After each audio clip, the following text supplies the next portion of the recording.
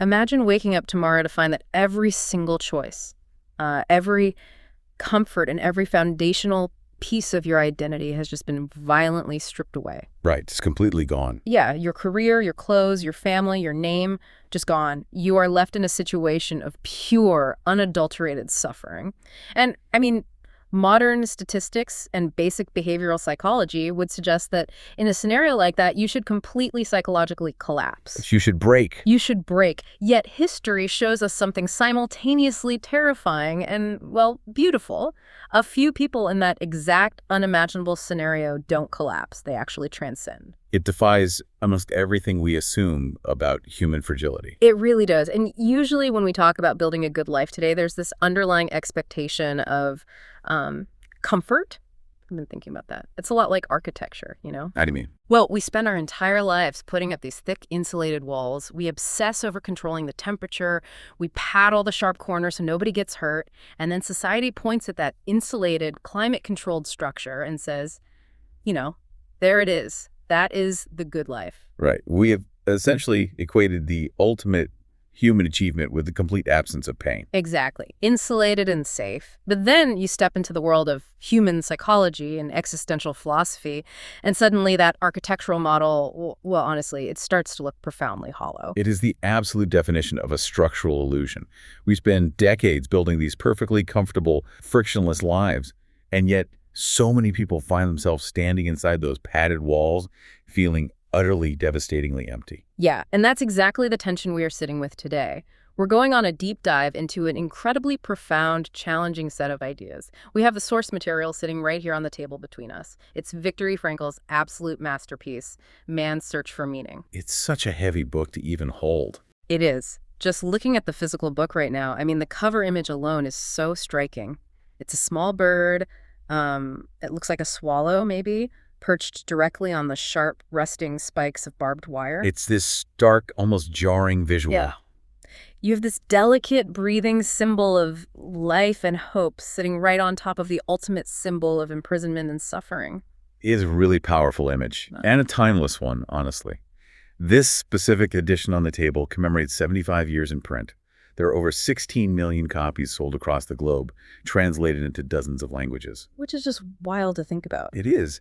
But what is truly staggering isn't the commercial success or the sheer numbers. It's the raw, undeniable truth of the human condition that Frankl managed to lay bare. Right. And for you listening to us right now, whether you're commuting to work or just sitting quietly at home, we want to be very clear about our mission today. We are not here to just give you a chronological, historical summary of Frankl's horrific time in the concentration camps. No, definitely not. We aren't going to just read the table of contents to you. Our goal is to really sit with the deeper philosophical ideas about human nature, about the utility of suffering, and about character. Ideas that Frankl extracted from the absolute darkest abyss of human history. Because, quite frankly, those ideas are desperately needed today. You mentioned that feeling of emptiness earlier, standing in the comfortable house. Frankl actually coined a specific clinical term for that feeling. Oh, right. He called it the existential vacuum. It's this profound, hollow state of boredom and void that just washes over us, often when we least expect it. Okay, let's unpack this. Because the term existential vacuum sounds so heavy, but the feeling itself is so incredibly common. How did he explain where that comes from? Well, he looked at it from a historical and evolutionary perspective. He pointed out that, unlike animals, humanity lost the basic, hardwired animal instincts that automatically told us what we had to do to survive. Like, we don't wake up driven solely by the instinct to forage or hunt. Exactly. Then, in more recent historical times, particularly in the 20th century, we lost the strong universal societal traditions that told us what we ought to do. The rigid social structures, the unquestioned religious mandates, those began to dissolve. So if instinct doesn't tell us what we must do and tradition no longer tells us what we should do, we're left not even knowing what we want to do. Precisely. You are left entirely to your own devices in a void. And Frankl observed that when people hit that vacuum, they typically react in one of two ways. They either end up doing exactly what everyone else does, which is conformity, or they end up doing exactly what others tell them to do, which is totalitarianism. Wow. That makes an uncomfortable amount of sense, actually. It does, doesn't it? And he noted a very specific modern phenomenon stemming from this, which he called Sunday neurosis. Sunday neurosis. Yes, it's that heavy, creeping depression that sets in on a Sunday afternoon. Think about it. The frantic rush of the busy work week finally stops. The emails stop coming in. The distractions fade. The noise just dies down. Right. And suddenly, in the quiet of a Sunday afternoon, the absolute void within becomes undeniably apparent. People realize they have been running on a treadmill all week, but they have no idea why they are running. I'm not sure, but it seems like we try to cure that Sunday neurosis by just building a better treadmill. Oh, totally. We are essentially acting like those architects I mentioned earlier who are obsessively tweaking the thermostat of a building, completely forgetting to ask what the building is actually for. We are so hyper-focused on the conditions of our lives, making them easier, making them more pleasurable, optimizing our morning routines, that we forget to ask what the purpose of the life itself is. That is a chillingly accurate way to put it. We fixate on the temperature, but the building is entirely empty. So this brings us to a critical pivot point. If avoiding pain and maximizing comfort doesn't actually fulfill us, if that architectural approach just leads directly to Sunday neurosis and an existential vacuum, we have to ask the hard question. What did Viktor Frankl believe actually does sustain a human being? I mean, if it isn't comfort, what is it? Well, to understand his answer, we have to look at how radically his central thesis challenged the dominant psychological theories of his era. In the early to mid-20th century, you essentially had two massive pillars of psychology in Vienna. First, you had Sigmund Freud. Right. Everyone knows Freud. Right. Freud argued that humans are primarily driven by the will to pleasure. He believed that our core motivation was to satisfy our basic drives and seek pleasure while avoiding pain. Right. The pleasure principle. We just want to feel good. Exactly. Then you had Alfred Adler, the second pillar, who argued that we are actually driven by the will to power. Adler believed our primary striving was for superiority, to overcome our deep-seated feelings of inferiority and gain control or status. So in that era, it was either chasing pleasure or chasing power. Yes. But Frankl looked at human behavior, especially in the extreme starvation-level environments he survived, and he said no. Both of those theories fall short. The primary fundamental motivational force in a human being is not pleasure, and it is not power. It is the will to meaning. Meaning, the deep driving need to find a purpose and significance in one's life. But hold on, I want to push back on this a little bit, because entire economic systems, advertising industries, and even modern therapy modalities are built fundamentally on the pursuit of happiness. Are you saying everyone prioritizing self-care and aiming for a happy life is fundamentally getting it wrong? What's fascinating here is exactly how Frankl views happiness, because it completely subverts how modern society operates. Frankl had a very strict rule. He stated that happiness cannot be pursued.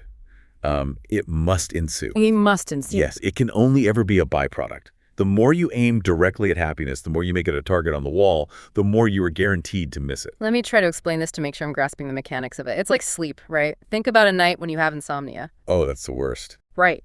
And the harder you try to force yourself to fall asleep, the more you look at the clock and say, I must sleep now, the more incredibly awake and anxious you become.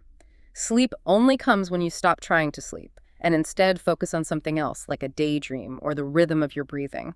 You have to look away from the target to let it hit you. That is a brilliant analogy. Precisely. Happiness, success, and even self-actualization only happen as the unintended side effects of dedicating yourself to a cause greater than yourself or surrendering yourself to a person other than yourself. When you try to grasp happiness directly, it slips right through your fingers. And Frankl didn't just theorize about this in a comfortable university office. He saw the catastrophic, visceral results of what happens when that meaning is lost. He did. In the concentration camps, the loss of meaning wasn't just a philosophical crisis. It was literally physically lethal. He described a phenomena observed among the prisoners, a sudden total psychological collapse that they called give-up-itis. I have to admit, reading this part of the text was incredibly difficult. It forces you to look at the absolute limit of human endurance. It is brutal to read, yes. And usually, this collapse happened quite suddenly. A prisoner would wake up one morning, say at 5 a.m. in the freezing cold, and they would simply refuse to get dressed. They would refuse to wash, refuse to go out to the parade grounds for roll call. And in that environment, refusing to go to roll call was essentially a death sentence. Exactly. The other prisoners knew it. The capos knew it. But no entreaties from friends, no threats, no violent blows from the guards had any effect whatsoever. The person would just lie there on the wooden boards, often in the filth and their own waste. They'd given up entirely. The future had ceased to exist for them. But then Frankl notes a specific behavior that is deeply, chillingly revealing about human psychology. The cigarette. Yes, the cigarette. As they lay there, the prisoner would reach deep into a hidden pocket of their rags, pull out a cigarette they had been secretly, meticulously saving, and they would light it and begin to smoke. Let's really pause and think about what that means in the context of the camp. Because in the camp economy, a cigarette wasn't just tobacco. It was currency. A cigarette could be traded for a bowl of watery soup. It was quite literally a lifeline. It was a bridge to tomorrow. Right. So to smoke it, to burn that currency, meant you no longer cared about surviving until tomorrow. You had surrendered the future. You only cared about the fleeting, momentary physical pleasure of the nicotine today, right in this second. Precisely. The meaning orientation had completely vanished. The will to meaning was dead. And what rushed in to fill that void? Freud's will to pleasure. The pursuit of immediate sensual gratification took over because there was nothing else left. And Frankl noted that once a prisoner smoked their own cigarette, the end was imminent. Within 48 hours, that person would almost always be dead. That is, well, it's haunting. It shows that when meaning disappears, we default to whatever immediate pleasure we can find, even as we are actively dying. The pleasure doesn't save us. It's actually the symptom of our surrender. And what makes this so profoundly impactful is that Frankl wasn't just observing this from the outside. He lived the absolute weight of these choices. I want to talk about the story of how he even ended up in the camps in the first place, because it wasn't a given. You're referring to his American visa. Yes. Let me try to explain the context of this, because it perfectly encapsulates how deeply he lived his own philosophy before he ever wrote it down. Before the war, before the camps, Viktor Frankl was already a prominent psychiatrist and neurologist in Vienna. He was establishing his career.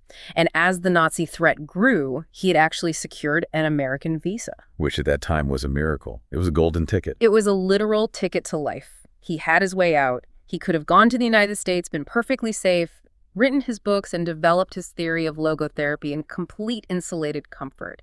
He would have been the architect of his own comfortable life. But there was a catch. The visa was only for him. Right.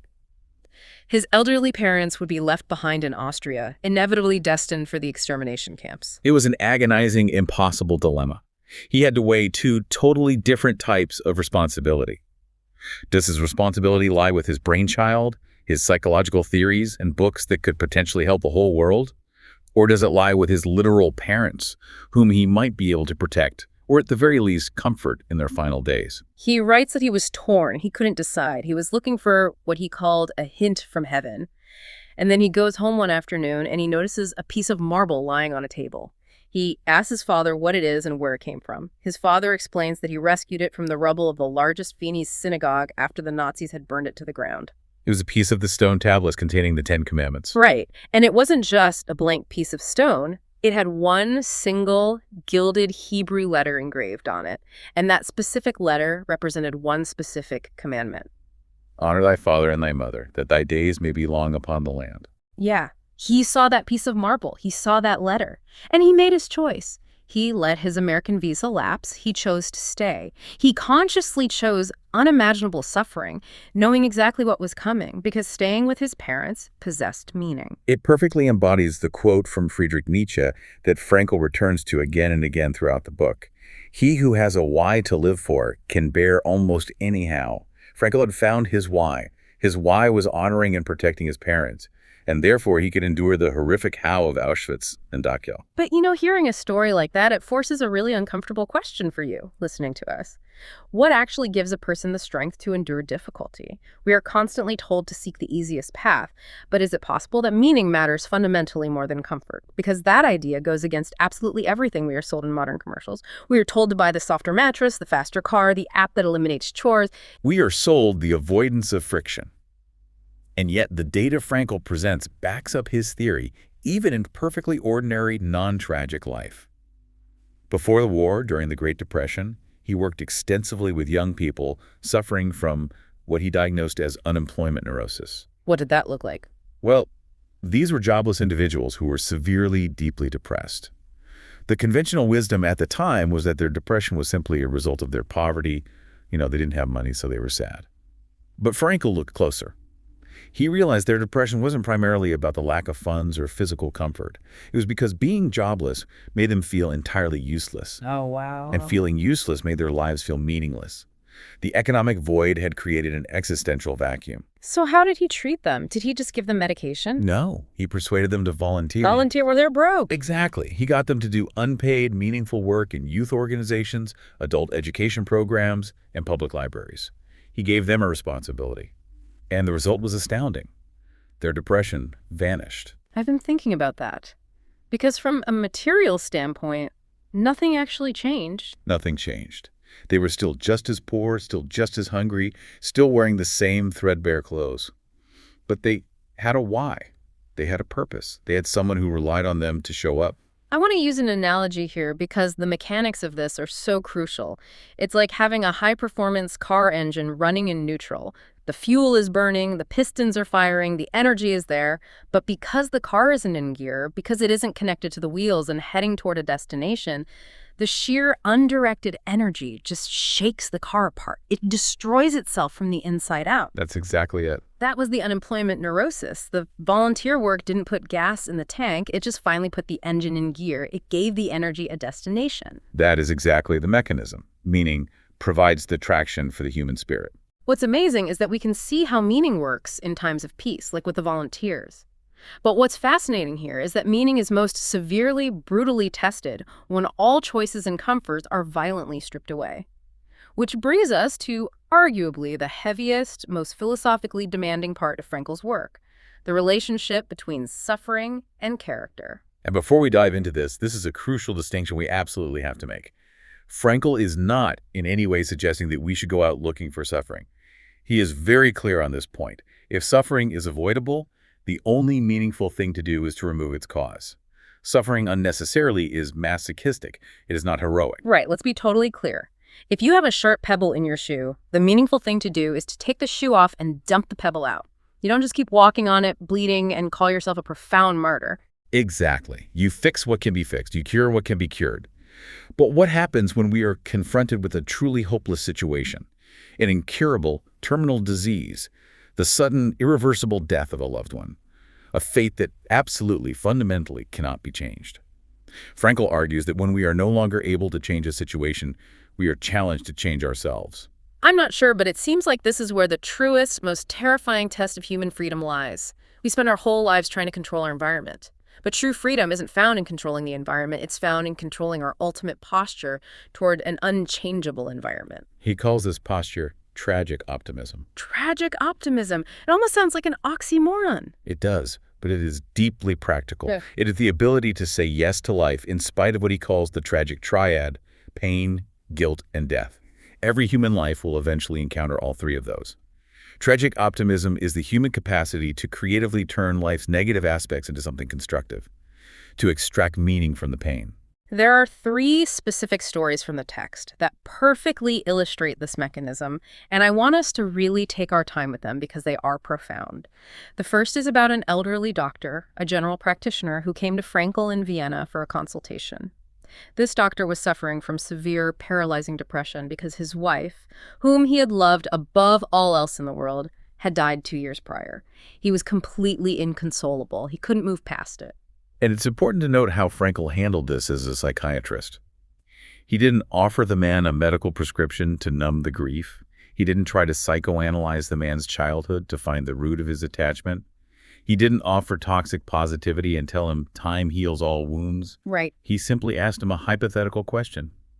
He looked at the doctor and said, "What would have happened, doctor, if you had died first and your wife would have had to survive you?" And the doctor's taken aback, and he says, "Oh, for her, this would have been terrible, how she would have suffered." To which Frankl quietly replies, "You see, doctor, such a suffering has been spared her, and it was you who have spared her this suffering, to be sure, at the price that now you have to survive and mourn her." I've been thinking about that exact exchange for days. Let's really break down what Frankl did there. He didn't bring the man's wife back. He didn't perform a miracle. He didn't even make the grief smaller. The hole in the doctor's life was exactly the same size, but Frankl shifted the angle of the light hitting the grief. That's a great way to put it. The suffering ceased to be just blind, random suffering. It instantly became a sacrifice. It became an act of love. It found a meaning. The realization here isn't just that humans can endure grief. The aha moment is that grief, when framed correctly, is the price we willingly pay to spare the one we love. And once suffering finds a meaning like that, it ceases to be unbearable.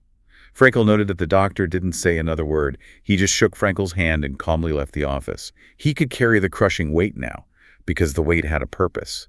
It was a burden he was bearing for her. That is the power of reframing. But the next story, this one pushes the boundary even further. It's the story of the young woman in the concentration camp, a woman who was severely ill and knew with absolute certainty that she was going to die within a few days. Frankl spoke to her in her final hours, and he noted that she was astonishingly, radiantly cheerful. She actually looked at him and said, "I am grateful that fate has hit me so hard." Which, let's be honest, sounds deeply absurd to the modern ear. Completely absurd. If you're listening to this on your commute, dealing with a demanding boss, a heavy mortgage, and everyday stress, hearing a dying woman in a concentration camp say, "I am grateful fate hit me so hard," probably sounds like the ultimate form of toxic positivity. It sounds like delusion.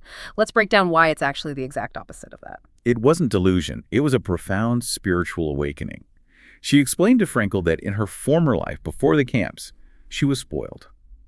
She was comfortable, but she was shallow. She admitted that she didn't take spiritual accomplishments or the deeper meaning of life seriously. She was asleep. And it took this total violent stripping away of her former life, the loss of her status, her clothes, her home, her health, to finally awaken her inner self. And she pointed out a small window in her wooden hut, a window that looked out onto the dirt of the camp. But right outside that window, there was a single branch of a chestnut tree, and on that branch, there were just 2 blossoms. She said to Frankl, "This tree here is the only friend I have in my loneliness." She told him that she spent hours just looking at it, and that she often talked to the tree. And Frankl, being a man of science, was startled. He was worried she was hallucinating. He asked her, gently, if the tree ever replied to her. And she said yes. She said, "It said to me, I am here, I am here, I am life, eternal life." It's like a poem. It is incredibly moving. Stripped of absolutely everything, her identity, her future, her physical comfort, she bypassed all the noise of the world and found the deepest possible connection to the sheer essence of being alive. The suffering burned away everything that wasn't essential and left her with a pure connection to existence itself. And we see this defiant, transcending power of the human spirit, not just in the historical extremes of the camps, but in modern examples of tragedy as well. Frankl mentions a young man named Jerry Long. He was a 17-year-old boy who was completely, irreversibly paralyzed from the neck down in a terrible diving accident. He became a quadriplegic in the prime of his youth. Talk about an unavoidable fate. He couldn't take the pebble out of his shoe. He couldn't even feel his shoes. Exactly. But Long didn't succumb to the existential vacuum. He learned to type using a specialized stick in his mouth. He attended college courses via an intercom system. And Long eventually wrote a letter to Frankl saying that he viewed his life as abundant with meaning. He had formulated a personal credo that guided him. He wrote, "I broke my neck. It didn't break me." I broke my neck. It didn't break me. Hearing that, it just forces you to step back and grapple with the sheer, baffling unpredictability of human character under pressure.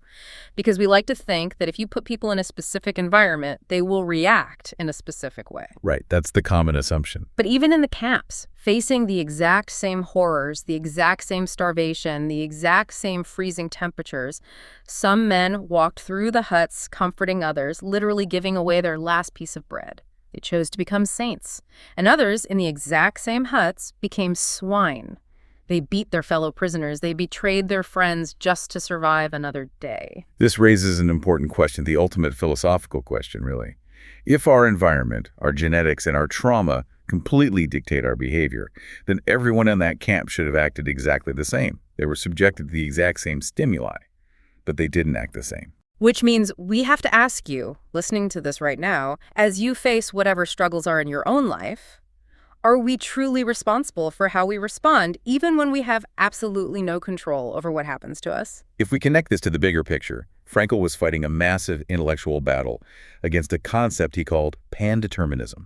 Okay, let's unpack pandeterminism, because that's a dense term. Pandeterminism is the pervasive, deeply cynical, and frankly very common belief today that humans are merely the sum total products of their biology, there's psychological conditioning, and there's sociological environment. It's the idea that we are just highly complex machines reacting to stimuli. Like inputs and outputs. Exactly. If you input poverty, you get crime. If you input trauma, you get dysfunction. It removes free will entirely. I mean, let's play devil's advocate for a second. We are heavily influenced by our biology and our environment, right? If I don't sleep, I'm cranky. If someone grows up in a violent home, they are more likely to struggle with anger. The inputs do matter. Frankl absolutely agreed that the inputs matter. He wasn't denying biology or environment. He acknowledged that we are influenced by our conditions, but he vehemently denied that we are determined by them. He argued that between the stimulus, what happens to you, and the response, what you do about it, there is a space. And in that space lies our freedom to choose. Man is not fully conditioned and determined. Rather, he determines himself. We ultimately decide whether we give in to our conditions or stand up to them. It's like how algorithms dictate our social media feeds today. That's a great modern equivalent. The algorithm, the environment, feeds you outrage, fear, and comparison. It conditions you to feel anxious. It is an incredibly powerful stimulus. But pan-determinism says you have no choice but to be anxious and angry. Frankl would say, yes, the algorithm is feeding you garbage, but you still possess the ultimate freedom to put the phone down. You are not the algorithm. Exactly. The final choice always rests with the individual. Frankl actually wrote a passage that perfectly summarizes this.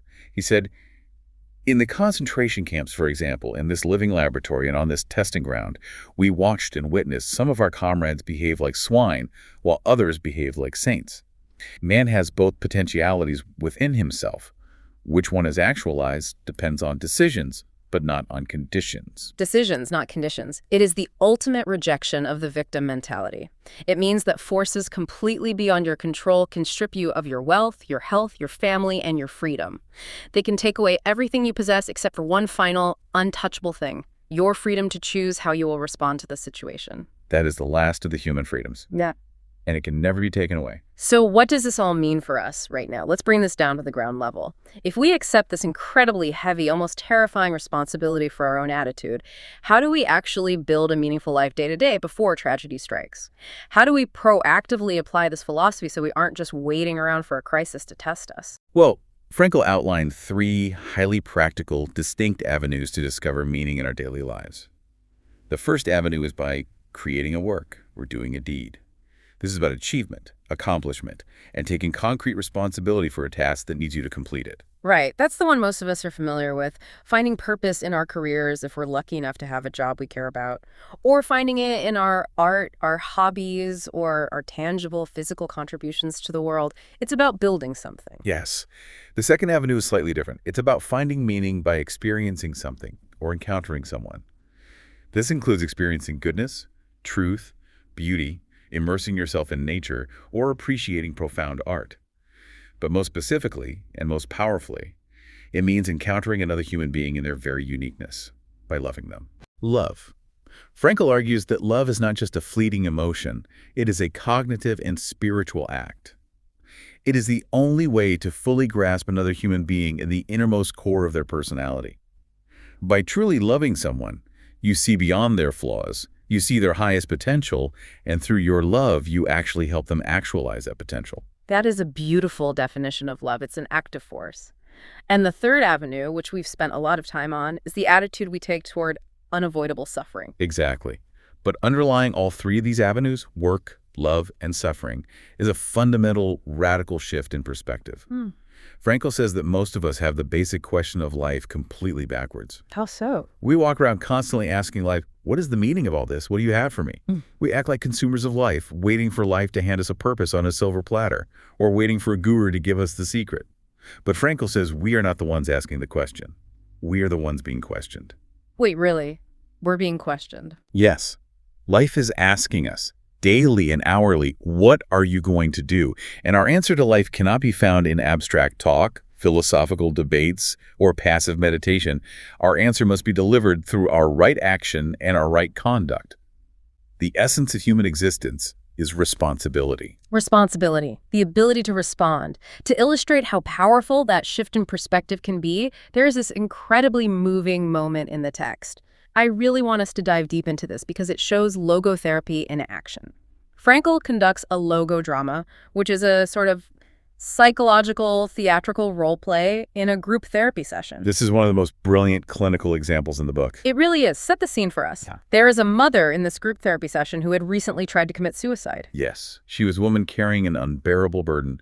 She had an 11-year-old son who had died, which is a tragedy no parent should ever have to endure.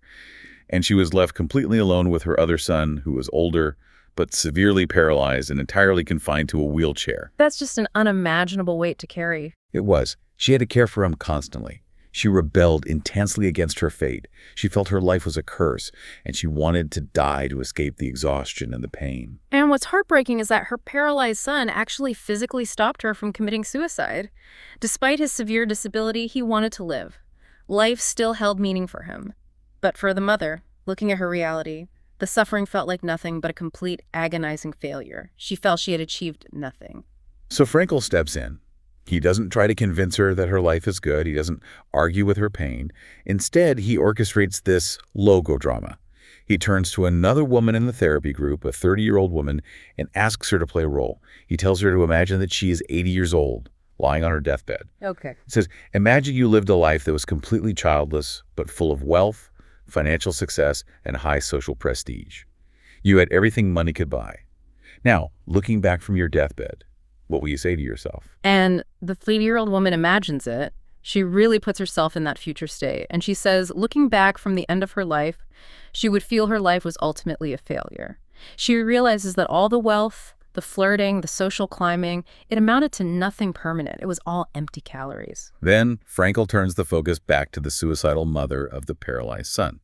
He asks her to do the exact same exercise. He asks her to mentally transport herself to her own deathbed at 80 years old and to look back at her life of intense suffering and caregiving from that distant vantage point. And let me try to explain the psychological shift that happens here, because it is miraculous. She looks back, adopting this new, expansive view of time, and suddenly she begins to speak. She says, I wish to have children, and this wish has been granted to me. One boy died. The other, however, the crippled one, would have been sent to an institution if I had not taken over his care. She goes on and says, though he is crippled and helpless, he is, after all, my boy.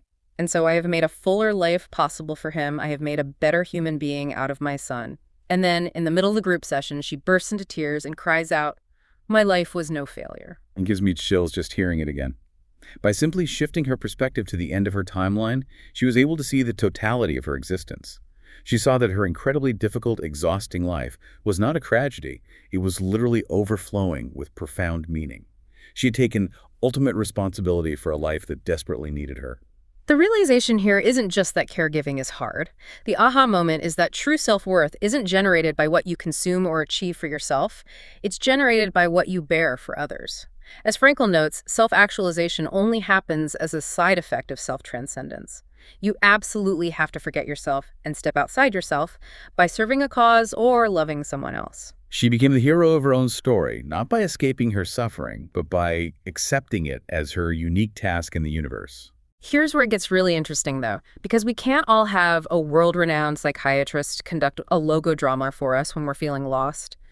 So Frankl actually offers a specific, actionable, categorical imperative for how to live with this level of responsibility every single day. He boils it down to one rule. Right, his famous imperative. He says, live as if you were living already for the second time and as if you had acted the first time as wrongly as you were about to act now. It is a brilliant, terrifying psychological tool. Let's just hold that thought for a second and really let it sink in. Live as if you were living already for the second time.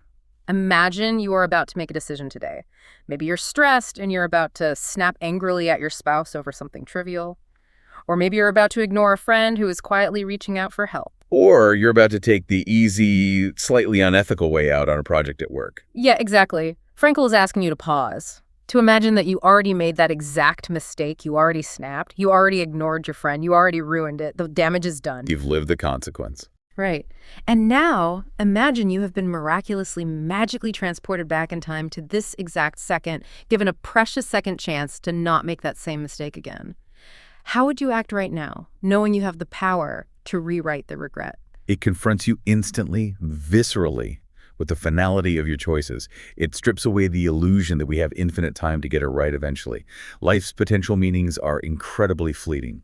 Every single moment presents a possibility for meaning, but once that moment passes, it is gone forever. It passes into history. Wow. We must, as Frankl beautifully suggests, rescue these moments into reality before they vanish into nothingness. It's profound, and honestly, it's a little terrifying. The sheer weight of that responsibility, the idea that every minor interaction, every reaction to a daily annoyance, every choice of words is a critical moment where we either actualize meaning and bring it into the world or we let it die. It is a heavy burden, yes, but it is also deeply, fundamentally empowering. Because it means you are the author. You are holding the pen. You are not a helpless victim of your circumstances or your fleeting moods. You are deciding, moment by moment, who you are becoming. Which gently interrupts how we typically view the passage of time. I mean, if we have to constantly rescue these moments and make these choices, it completely changes how we view growing older, doesn't it? It changes our entire view of our own past and our own future. It transforms it completely. Frankl was very aware of how much anxiety people have about aging. So he offers this beautiful, deeply comforting metaphor to close out his thoughts on transitoriness, the fleeting nature of life. He compares our lives to a calendar, and he compares the past to a granary, a storehouse for grain. He contrasts the pessimist and the activist here. Let's break that down. Yes, the pessimist is like a person who is observing, with increasing fear and sadness, as their physical wall calendar grows thinner and thinner with each passing day. They rip off a page, and they mourn the loss of that day. They are terrified of aging, terrified of their disappearing future, and they feel like their life is simply slipping away into the void. They are focused entirely on what is disappearing. Exactly. But the activist, the person who is consciously living with meaning, who is making those choices we talk about, is fundamentally different.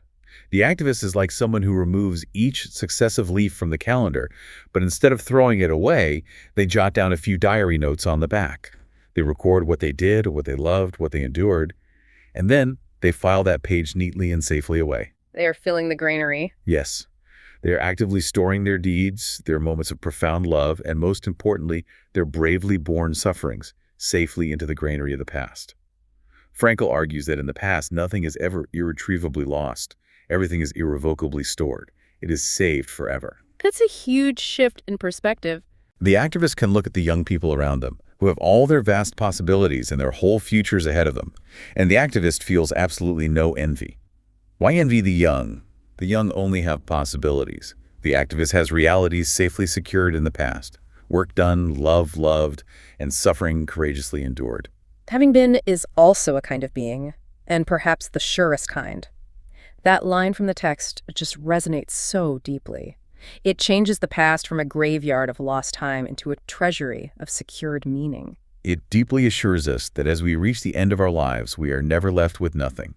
As long as we retain the freedom to choose how we respond to life, and as long as we have safely stored those meaningful choices in our past, the granary is full.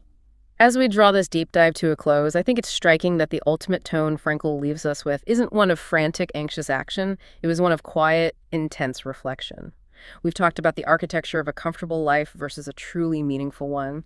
We've talked about the existential vacuum that quietly haunts so much of modern society. We've covered a lot of ground today. We really have, and I want to address you directly, sitting there listening to us right now.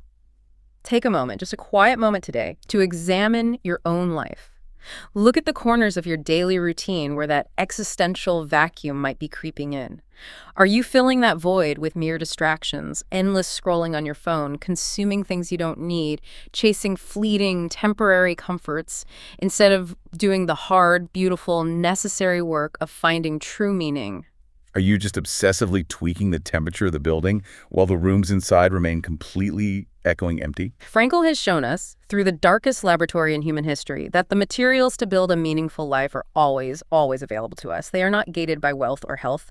They are found in the work we dedicate ourselves to, the people we bravely choose to love, and the dignity we maintain when suffering violently strips everything else away. The choice of how to respond is entirely irrevocably yours. But remember, the clock is ticking, the calendar pages are turning, and the moments of your life are waiting to be rescued into reality. If meaning is something we must actively choose, then what are you choosing to live for?